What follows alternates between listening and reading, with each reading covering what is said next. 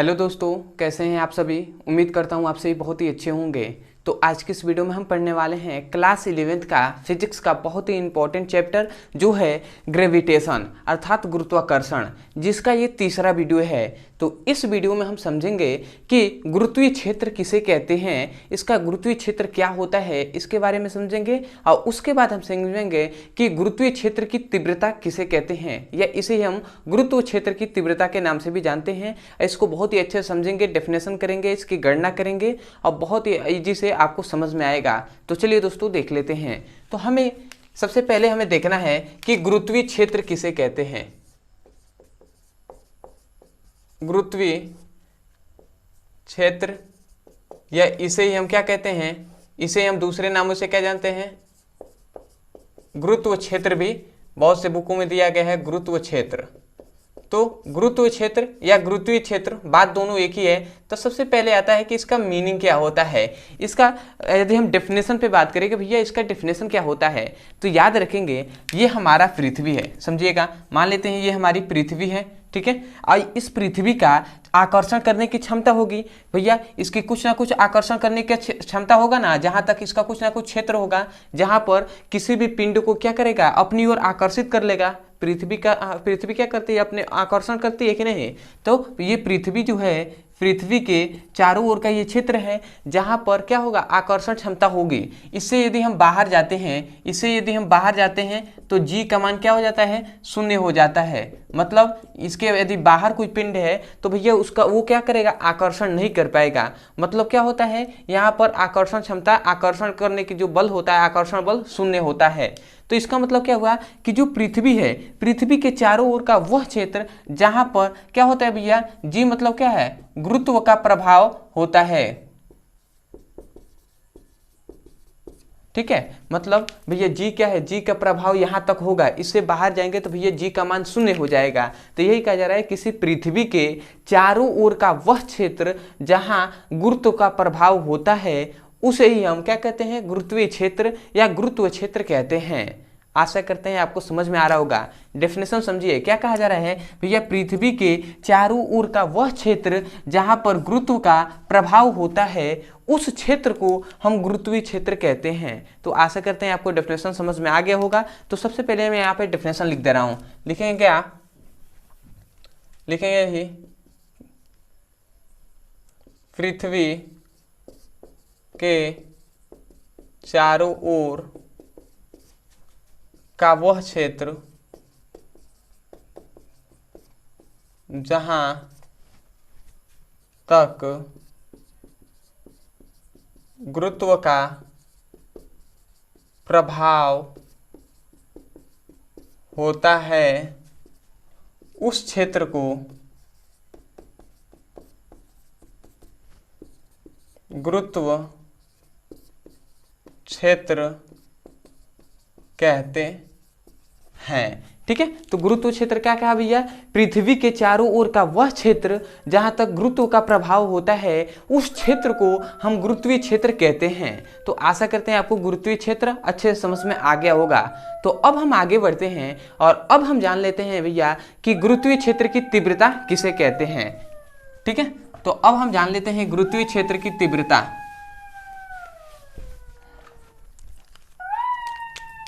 दूसरी हम जानेंगे गुरुत्वीय क्षेत्र की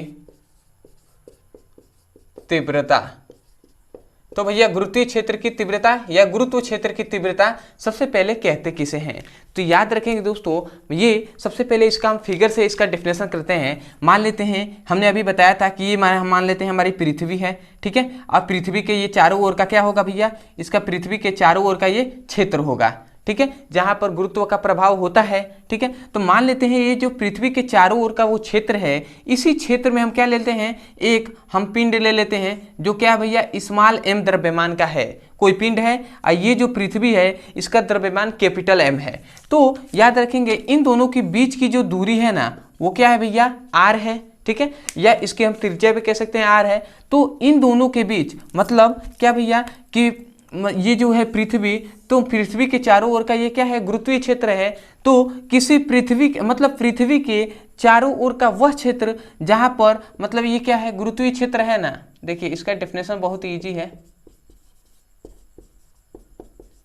समझिएगा, समझेंगे तो बहुत अच्छे समझ में आएगा। और ये जो द्रव्यमान है, ठीक है, ये क्या ले लेते हैं, यदि हम इकाई ले लेते हैं, इकाई मतलब क्या, एक ले लेते हैं, एकांक ले लेते हैं इस द्रव्यमान को, तो याद रखेंगे हम यदि एकांक द्रव्यमान का पिंड ले लेते हैं, ठीक है, तो हम ऐसे कह सकते हैं डेफिनेशन कि किसी गुरुत्वीय क्षेत्र में उपस्थित इकाई द्रव्यमान के पिंड पर जितने बल का अनुभव करता है उस बल को हम गुरुत्वीय क्षेत्र की तीव्रता कहते हैं।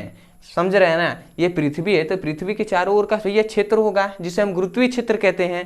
तो हम यही कह रहे हैं किसी गुरुत्वीय क्षेत्र में मतलब गुरुत्वीय क्षेत्र में स्थित या गुरुत्वीय क्षेत्र में उपस्थित इकाई द्रव्यमान का पिंड जितने बल का अनुभव करता है, जितने बल का अनुभव करता है उस बल को हम गुरुत्वीय क्षेत्र की तीव्रता कहते हैं। तो आपको इस फिगर से याद करना है कि गुरुत्वीय क्षेत्र में स्थित या गुरुत्वीय क्षेत्र में उपस्थित भैया इकाई द्रव्यमान के पिंड जितने भैया बल का अनुभव करता है उस बल को हम गुरुत्वीय क्षेत्र की तीव्रता कहते हैं।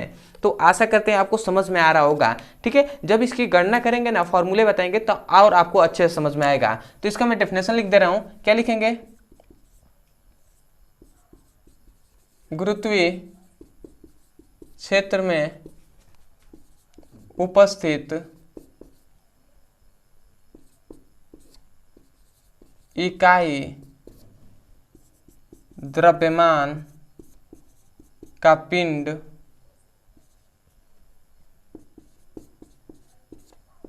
जितने बल का अनुभव करता है उस बल को क्या कहते हैं भैया, गुरुत्वीय क्षेत्र की तीव्रता कहते हैं, ठीक है। तो यहाँ पे हमने शॉर्ट में लिख दिया है गुरुत्वीय क्षेत्र की तीव्रता कहते हैं। मतलब क्या कहें भैया, गुरुत्वीय क्षेत्र में उपस्थित इकाई द्रव्यमान के पिंड जितने बल का अनुभव करता है उस बल को भैया हम क्या कहते हैं, गुरुत्वीय क्षेत्र की तीव्रता कहते हैं।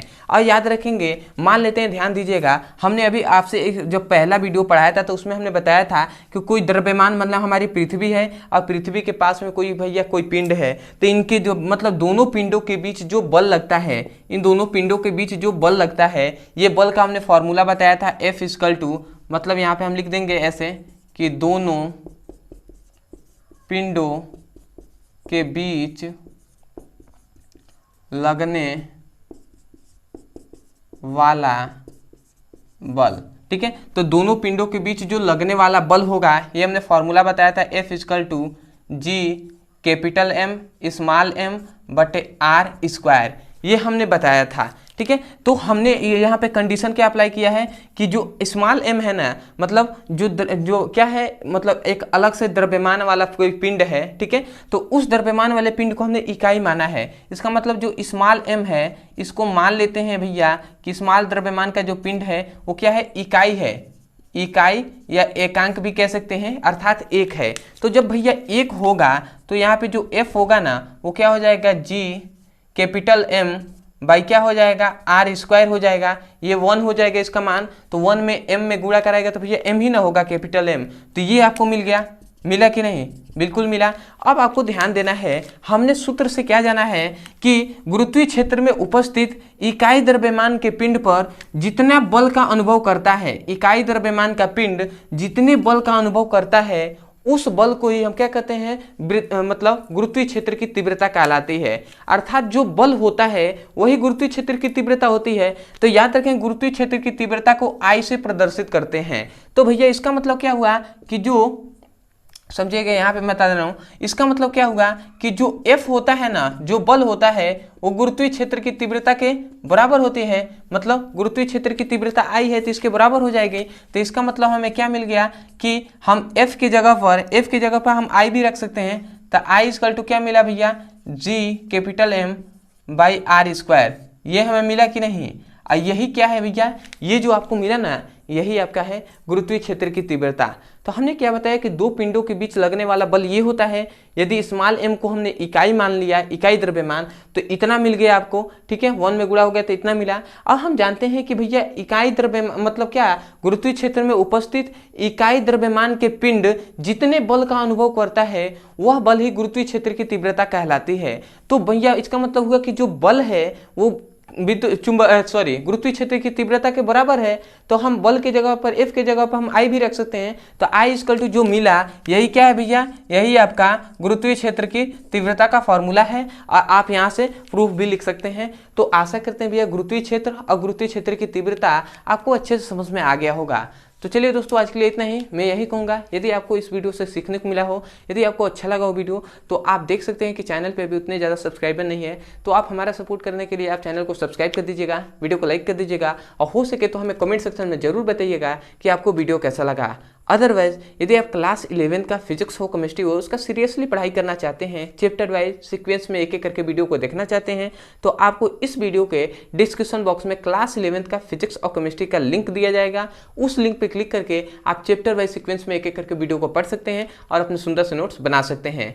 अदरवाइज यदि आपको पता नहीं है डिस्क्रिप्शन कहाँ पे है, तो आपको एक नंबर दिया जा रहा है, यहाँ पे मैं नंबर लिख दे रहा हूँ 8874726058। ये जो नंबर है इस पर आप व्हाट्सएप कर सकते हैं। जिस क्लास का भी आपको पढ़ाई करना है उस क्लास का, केवल आपको क्लास 11 का चाहिए तो आप लिख सकते हैं इस नंबर पे class 11 physics chemistry video link, तो आपको वीडियो का लिंक मिल जाएगा तुरंत, ठीक है। या कोई भी टॉपिक समझ में नहीं आता है तो उस टॉपिक, जैसे गुरुत्वीय क्षेत्र आपको समझ में नहीं आ रहा है तो आप क्या लिखेंगे, गुरुत्वीय क्षेत्र ब्रदर सर, यूट्यूब पे लिखेंगे तो आपको मिल जाएगा। यदि नहीं मिलता है, यदि कोई भी टॉपिक ऐसा नहीं मिलता है तो आप केवल इस नंबर पर मैसेज कर दीजिएगा तो आपको वीडियो मिल जाएगा। तो चलिए दोस्तों, आज के लिए इतना ही, मिलते हैं अगली वीडियो में, तब तक के लिए धन्यवाद। जय हिंद, जय भारत।